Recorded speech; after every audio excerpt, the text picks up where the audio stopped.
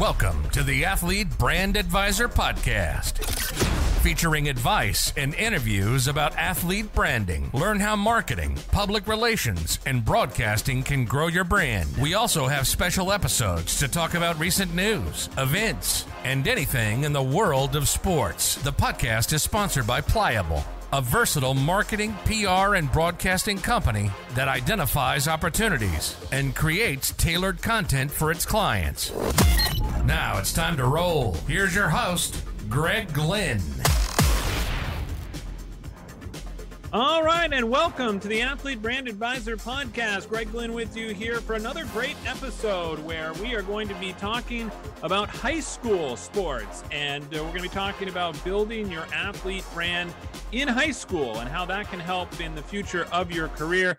And here to do that and help us today is someone I know extremely well through our work together with the Gaziano Awards, which is a lineman award created here in the state of Maine for the top high school senior linemen based on not only their performance on the field, but in the community and also in the classroom. It's Luke Libby. He serves on the committee. He was also an award winner of the Gaziano Award. And again, Luke, great to have you with us here on the podcast. Thanks for having me. Pleasure. Excellent. And as we get started here, Luke, I want to make sure that people understand completely all the effort and attention that you guys have received over the years with the Gaziano Awards. This is really a unique tradition in Maine, but also across the country. This is the only kind of its award across the country. It's pretty amazing. Yeah, no, it is a very nice award. You know, it's giving away $14,000 in scholarships to, three winners, offense and defense, two, head winners and four runner-ups. The award itself, started because, the family and friends of Frank Gaziano wanted to find a way to honor him, but also put the spotlight on high school athletes who did well and personified his characteristics. Yeah.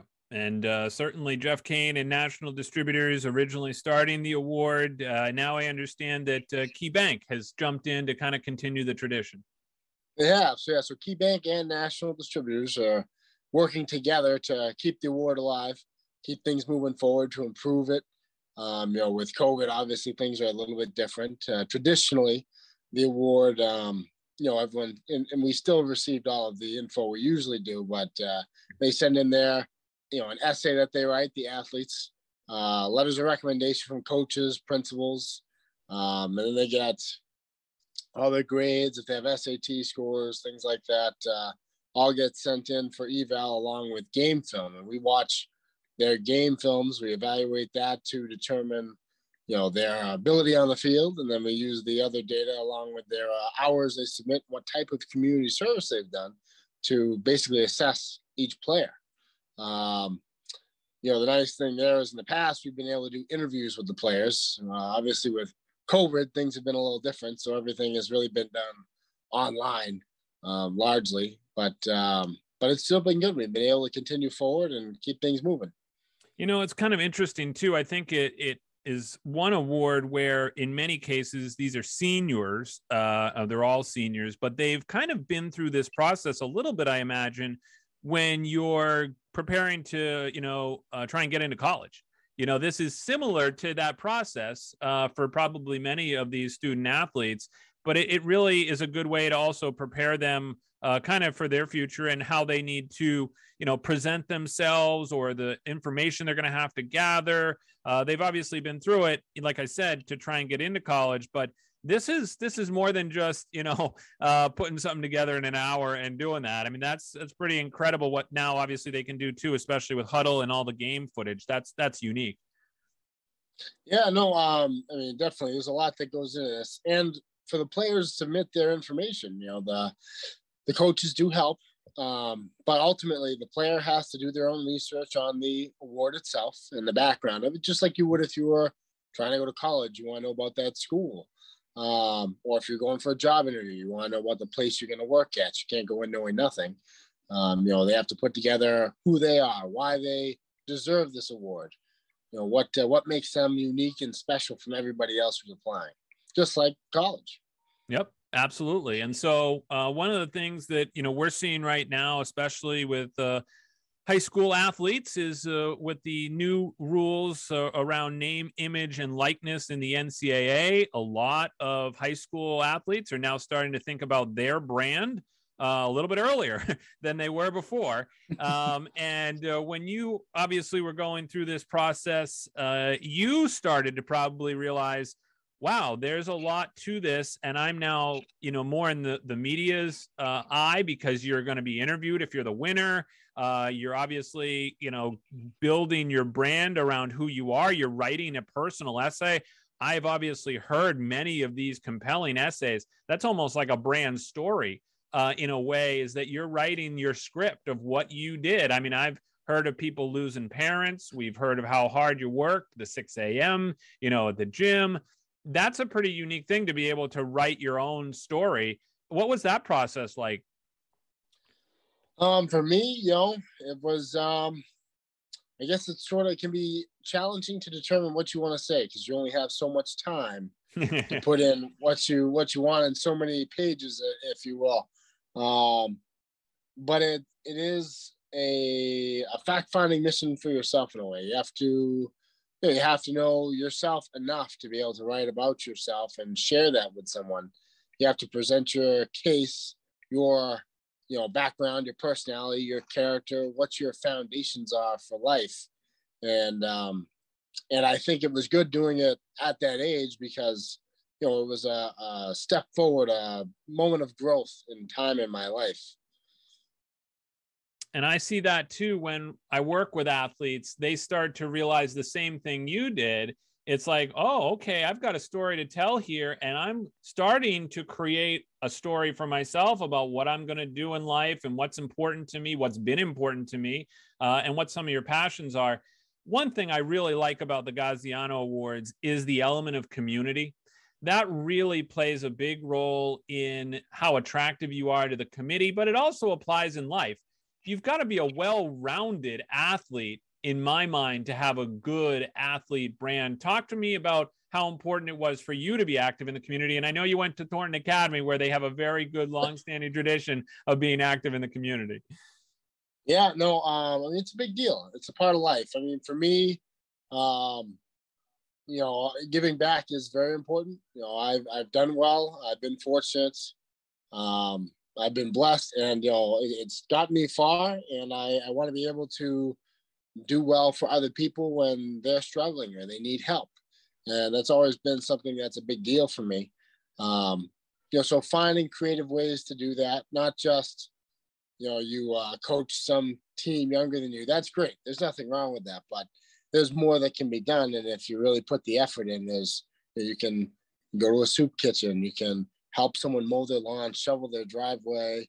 You can do things for elderly folks who, maybe you just spend time with them. People who are on their own. There's a lot of different things that can be done to make the world a better place.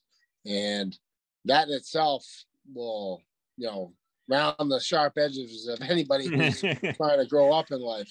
Yeah, no, that's a great point. And I think that that's so important for high school athletes to hear today, because I notice it when we have all these Gaziano Award winners, and you look back at now over the 10-year history, and you think about the impact that all these winners have had in their communities, respectively, across the entire state.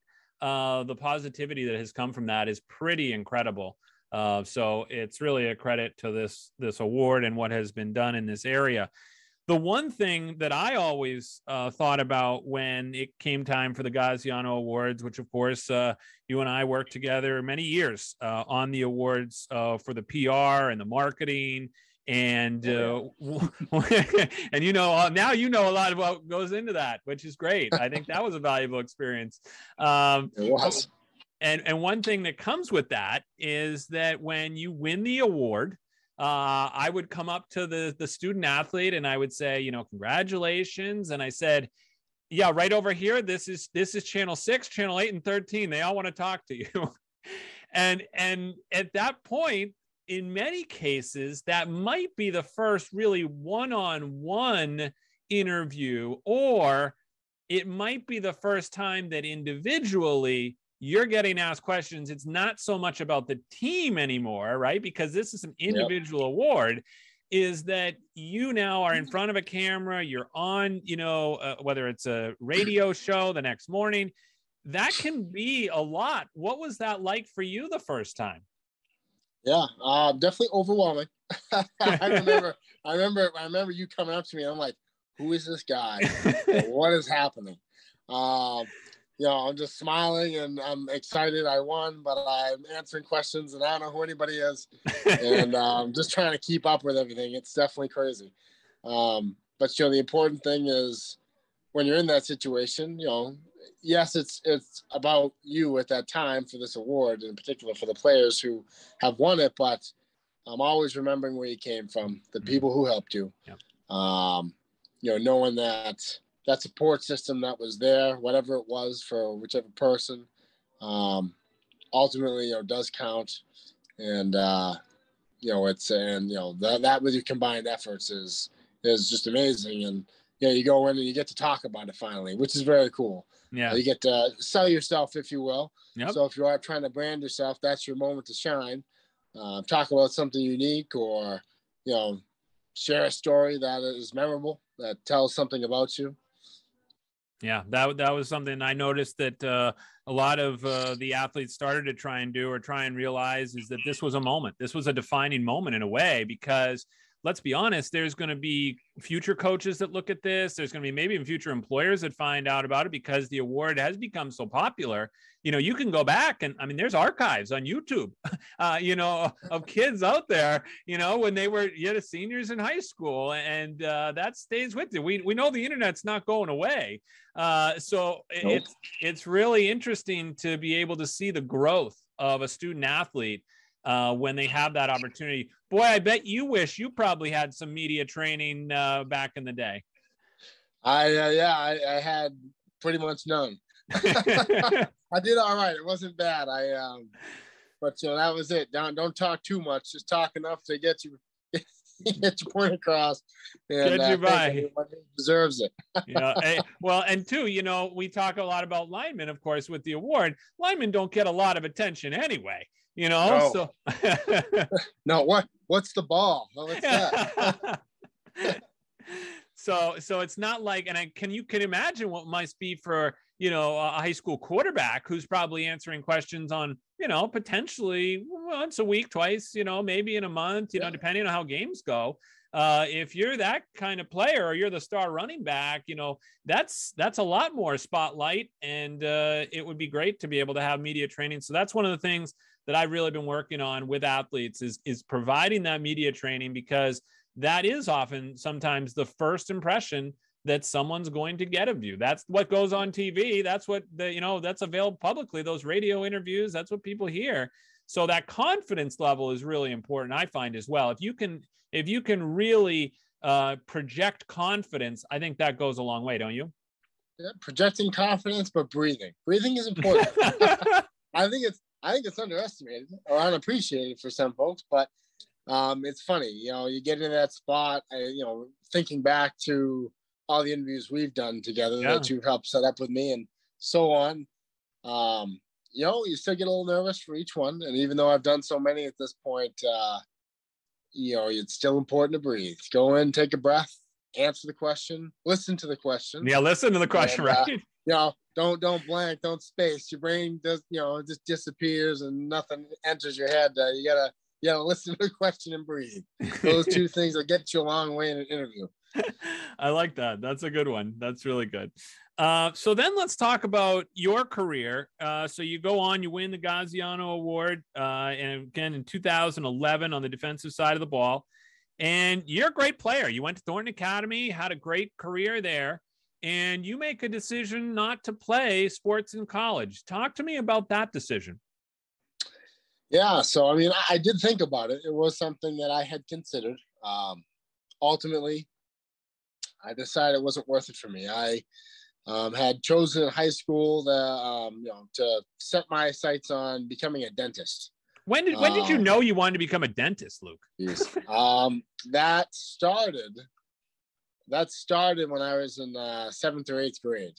Really? It was actually because of Yeah. Paul Remus, who's orthodontist in Biddeford, but his kids played football for Thornton in the junior league, and he was just a really nice guy. He he would pay for some of the equipment for the kids. He's the one who made it possible for the kids to play football originally, with the help of other people. But I thought that essentially, his character, his family life, and the things he was able to do for people was what set me on the path to being a dentist. Interesting.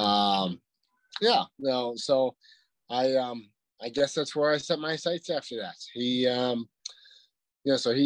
I guess started that for me in a way, and then I went from there. But in high school, I guess in a way I didn't know for sure, but I was still leaning in that direction. And then when it came to, well, what are you going to do now? That's what I stuck with. And I did make it. I'm a dentist now. There you go. All right. And congratulations, because I know that's not an easy thing to do. No, and I love what I do. It's a lot of work, a lot of effort, but I love it. But but all the stuff I did with sports and all the interviews and dealing with the media, you're when you're a student athlete, and when you're somebody who becomes part of the community that people know, they see your face, they know who you are, at least you're familiar in some fashion to them. You're honestly, you're always being watched. You're watched on and off the field. It's something to keep in mind. What you do counts no matter where you go. And building from there, I took the lessons I learned in football, the experiences that I had with dealing with the interviews and meeting people, and that took me through college. There are interviews for going into college, and interviews for even just different jobs while I was working while I was in college, or trying to get different positions if you're like in student government. Those things all play in, and then going to dental school has its own whole set of interview processes that you have to make it through too. So it all compounds on the last thing that you did, and I've learned something each time I've talked to someone, or I've built some new experience. It's just how it's been, and it's been great. And then the other thing I think about too, for you as a dentist, you also are building your network. I mean, think about the impact that you've had, because now you're in the community where you essentially developed your brand. And that comes along with a lot of weight, because now you've got those relationships, you've built that brand. So when someone says, oh, Luke Libby, didn't he play at Thornton Academy? Like, that's how it kind of hangs around, right? It does. People still remember me. I not that it doesn't, I don't get hung up on that. I'm not living in high school by any means, but it's nice to have some community recognition. It has helped me, get started. I don't work in Saco, actually. I work in Buxton, but I'm not real far away. Certainly people who know I am, and they found me, and it's kind of nice. You have those people you meet, and the people I have never met before, the patients who come in, and you develop that relationship, and their families come in, you get to know their families, little kids who start to grow up. It's cool. It's nice. That's neat. I like that. The other thing I always ask my guests, because of course, the podcast is sponsored by Pliable, a versatile marketing, PR, and broadcasting company. How have you been pliable, Luke, in your career, having to change or adapt? Anything that you can think of related to whether it's sports, whether it's your career, whether it's the pandemic, a way that you've had to adapt? A way I've had to adapt. I guess if there's no specific way I've adapted to any situation. Everything that I've had to deal with, I think, for me, I've gone in with the mindset that nothing will go according to plan, and I have to be okay with having something not go according to plan. It's stressful, and things are going to change. And even though we have all these plans as individuals, how often, Greg, you have something planned and it just goes sideways. But that can be stressful, especially to a young student athlete who's picking a college, and that one doesn't work out, and it's their backup or something. Or, they just anything like that. Being okay with change and being okay with things not going according to plan is part of life, and I've accepted that as as a truth, essentially. And it's gotten me through things. I know that something won't. And when that happens, I need to find a solution, whatever it is, and I'll make it through. I like that. I like that a lot. What about if you could pass along, we're going to have a lot of, high school athletes listening to this particular episode, as well as parents that will listen. What piece of advice or pieces of advice might you give to a young high school student athlete right now who's either, participating in sports, but kind of like you, might be preparing for their next step? They might know what they want to do. What would be some pieces of advice you could pass along? Work hard, keep working hard. I know it sounds simple, but it's easy to give up. It's easy to slack off. It's easy to, not go to the gym or stay in bed those couple extra hours or not go to help that person because I don't feel like it today. Keep moving forward, keep pushing yourself, and things will get better. Things will get easier the more you do and the more you get used to. I like that. That's cool. And then let's finish with this here today, Luke. Let's talk about the college admission process, right? So obviously you got dental school, you got all kinds of things you're doing. And you're still in the range. I mean, I obviously was a long time ago. I was, applying to colleges. So I like to talk to people that have been in this world.